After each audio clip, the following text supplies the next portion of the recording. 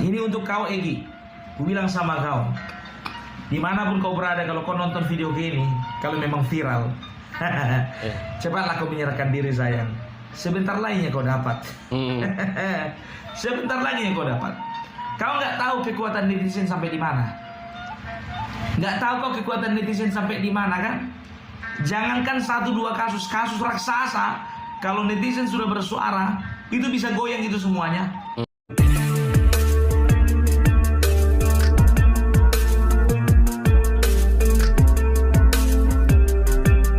Ya, assalamualaikum warahmatullahi wabarakatuh. Selamat datang kembali di Ujang Halu Channel. Pemirsa, Opung Parbelak, seorang konten kreator populer yang selalu mengedukasi seputar politik di konten-kontennya, kali ini turut juga membahas kasus Vina.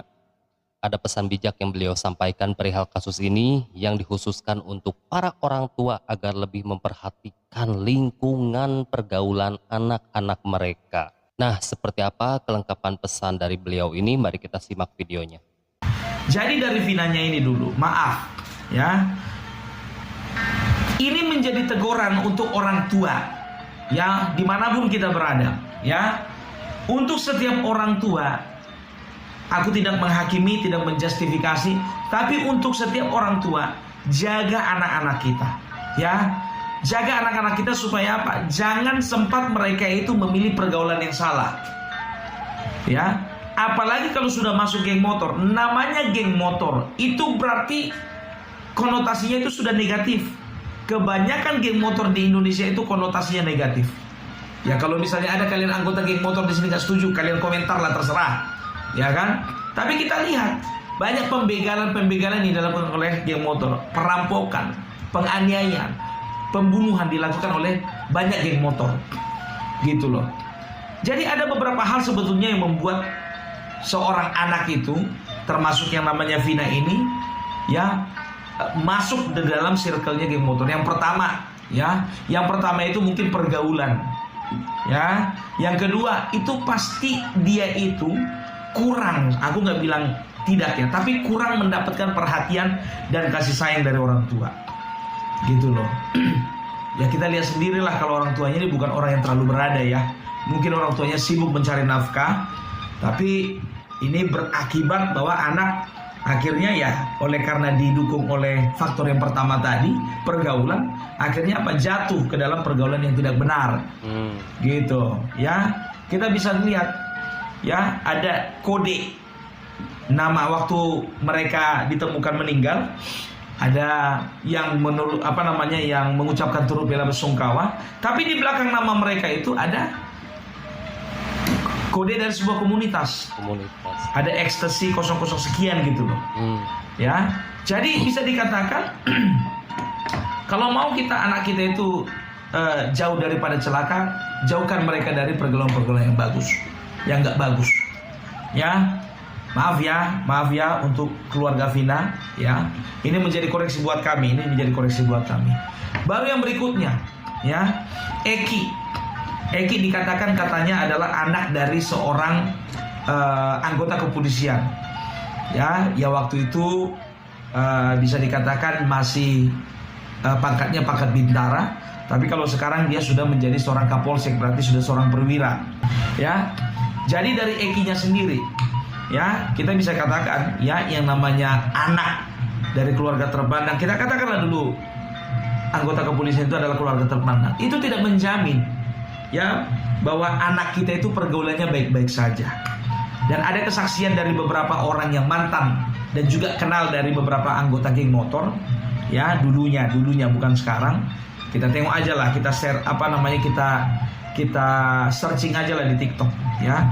Itu mengatakan bahwasanya banyak anak-anak geng motor itu bahkan anak dari orang-orang berseragam, gitu loh.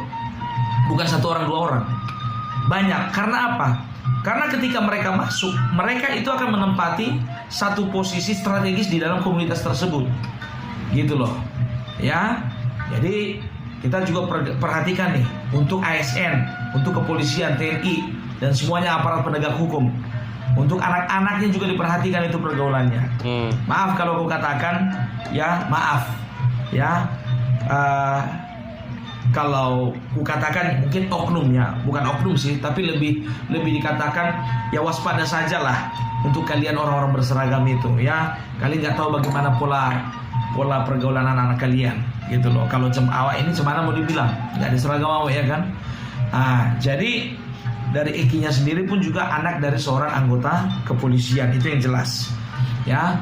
Baru kita masuk ke yang namanya Linda. Linda ini tokoh sentral lainnya juga ya. Beliau ini dikatakan sempat dirasuki beberapa kali oleh yang namanya rohnya Vina, sehingga terungkaplah berita pembunuhan tersebut ya. Jadi dengan gamblang dia katakan siapa orangnya ini, dan juga ada beberapa orang yang kabur, dan dia katakan apa penyebabnya dia sampai dibunuh. Jadi kalau ku bilang memang sebetulnya ini kurang saintifik ya, kurang ilmiah. Tapi kadang-kadang untuk membongkar sesuatu hal yang misterius, yang terselubung, itu memang kadang-kadang diperlukan hal-hal yang supranatural gitu, yang sifatnya membantu ya. Kita nggak bisa lantas kita katakan kita nggak percaya sama kepolisian, harus ya kan. Cuman ini kan sifatnya membantu untuk mempercepat gitu. Tapi aku jadi ragu nantinya ke depannya ya, ini akan dipakai ya oleh orang-orang, nanti akan memanipulasi keadaan tersebut ya, untuk memutarbalikkan fakta, memutarbalikkan kebenaran. Jadi makanya hati-hati juga kalau memang hal-hal tersebut ya yang ada sangkut pautnya dengan supranatural itu bisa dijadikan acuan ya dilihat dulu, dicocokkan dulu gitu loh. Jangan serta-merta ya ada kasus kesurupan itu langsung percaya. Kalau memang seperti itu, kenapa nggak kemarin aja waktu kasus kematiannya, maaf ya sekali lagi, Brigadir Joshua ya, datang aja dia contohnya kesurupan ke keluarganya itu, ke temannya kan begitu, udah terungkap fakta kan begitu. Tapi kan nggak semuanya seperti itu ya. Nah itu dari si Lindanya. Dan sampai sekarang pun juga netizen itu masih bertanya-tanya sosok Linda yang sebenarnya mana, kok nggak angkat bicara gitu loh ya. Sosok si Linda ini kemana? Kalau misalnya dia angkat bicara, muncul ke permukaan, mungkin akan terbantu. Tapi mungkin di satu sisi keamanan dirinya, nyawanya juga terancam ya. Karena apa? Karena kita tahu ada oknum-oknum di belakang kasus ini yang memang betul-betul menginginkan kasus ini tidak terbuka di masyarakat umum gitu ya. Terus kita masuk ke yang namanya Egy alias Peron. Egy alias Peron ini menurut informasi dari beberapa sumber ya, kawan ini anak dari anggota kepolisian ya, dan kita nggak tahu sampai sekarang, belum tahu siapa bapaknya si Egy ini. Dan Egy yang aslinya pun juga kita belum tahu keberadaannya di mana ya. Jadi kalau bisa dikatakan kalau memang dia adalah anak anggota kepolisian, sementara korbannya juga adalah anggota kepolisian, ya harusnya terang benderangnya lebih cepat kan gitu. Dan netizen mempertanyakan itu, kok kenapa kalau memang korban itu adalah salah satu anak dari anggota kepolisian, biasanya harusnya lebih kerja keras lagi dong kan begitu ya. Kemungkinan besar itu bapaknya si Egy itu pangkatnya lebih tinggi dari bapaknya si Eki. Itu penilaian netizen ya. Jadi kalau kita kan bebas berlogika, bebas kita itu yang ini arahnya kemana, yang ini arahnya kemana kan begitu kan. Jadi inilah 4 orang ini ya, bisa dikatakan empat-empatnya ini masih sosok misterius. Karena apa? 2 sudah meninggal, 2 belum kelihatan gitu loh. Tapi kasus ini walaupun sudah 8 tahun yang lalu, ini menuai perhatian dari banyak pihak. Apalagi pihak keluarga korban dari Vina itu menguasakan perkara ini kepada Bang Hotman Paris Hutapea. Kita tahu sendiri kan, sudah banyak kasus-kasus yang terungkap oleh tangannya Bang Hotman ya. Waktu itu kalau nggak salah ada masalah apa ya, kalau nggak salah ya, yang kejadian di Bali itu loh, yang orang membunuh anak angkatnya sendiri, entah anak angkat atau keponakan itu, akhirnya terungkap kan. gitu loh. Jadi ada beberapa hal sebetulnya dengan masuknya Bang Hotman ini sebagai seorang lawyer dari keluarga korban. Kalau aku optimis ini bakalan selesai. Ya. Ya masalah waktu itu tinggal menunggu proses kan itu gitu. Dan juga pengacara lainnya juga senior lainnya itu banyak yang angkat bicara. Contohnya Kamarudin, gitu loh, Kamarudin Simanjuntak. Dia sangat kritis sekali terhadap kinerja kepolisian. Sampai dia katakan kalau polisi kita ini itulah harusnya berpendidikan yang lebih baik lagi. Karena polisi kita ini 3 bulan kursus diangkat jadi polisi, 3 bulan kursus diangkat jadi polisi. Harusnya supaya karakter dan wataknya polisi itu terbentuk dengan baik, maunya kuliah dulu. Ya, dijalani dulu sarjana hukum kah, sarjana ekonomi kah, ataupun sarjana-sarjana yang potensial yang mendukung karirnya sebagai seorang polisi. Itu dia, ada benarnya juga sih. Ya, ada benarnya juga. Tapi gimana pun juga, ya kita percaya ya dengan profesionalitasnya kepolisian ya perkara ada orang kuat di belakangnya itu ya kita nggak tahu ya, sama seperti kasusnya Ferdy Sambo ya. Aku nggak terlalu mau untuk mengomentari lebih jauh lagi ya, kita harus kawal juga.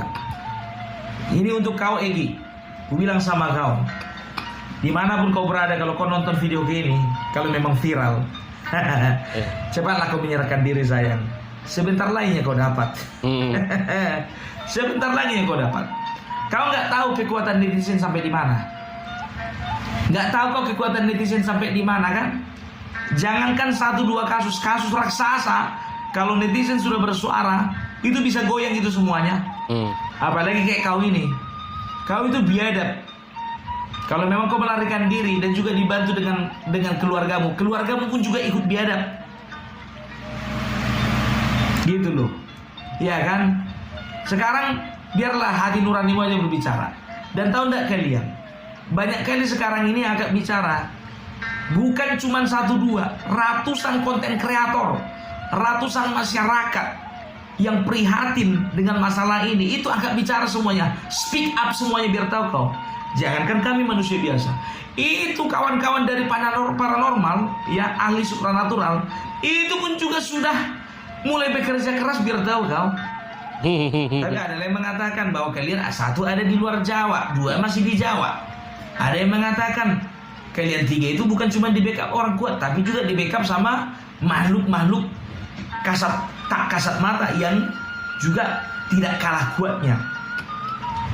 Tapi biarlah waktu yang menjawab semuanya itu ya.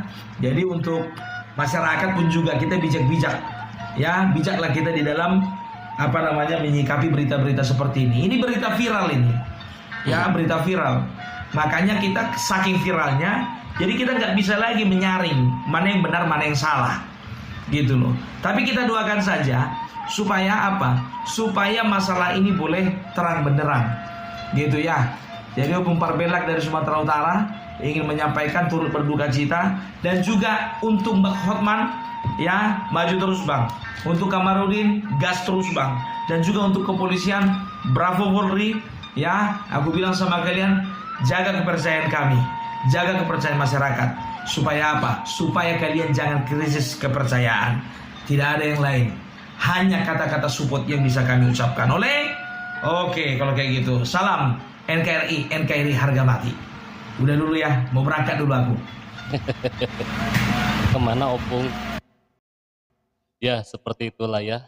Ada pesan bijaknya nih, ada terkandung pesan yang disampaikan oleh Opung Parbelak, khususnya untuk para orang tua ya. Ya memang dari kasus Pina ini kita bisa mengambil pelajaran ya. Saatnya ya peran orang tua itu benar-benar harus memperhatikan anak-anaknya gitu, dengan siapa-siapa saja mereka itu bergaul gitu ya, circle-nya siapa saja gitu. Jangan sampai terlalu abai dan terlalu cuek gitu ya. Mentang-mentang mereka udah gede, mereka bisa memilah-milah mana yang benar, mana yang salah. Itu belum tentu ya, karena anak-anak sekarang itu kadang mereka juga meskipun sudah tahu itu salah, tapi mereka kadang menjalani itu gitu ya. ngambil jalan yang salah kayak gitu kan. Nah, mungkin sekian Ujang ucapkan terima kasih kepada kalian yang sudah menyimak sampai ke menit ini. Ujang Halu pamit, sampai jumpa lagi di next video.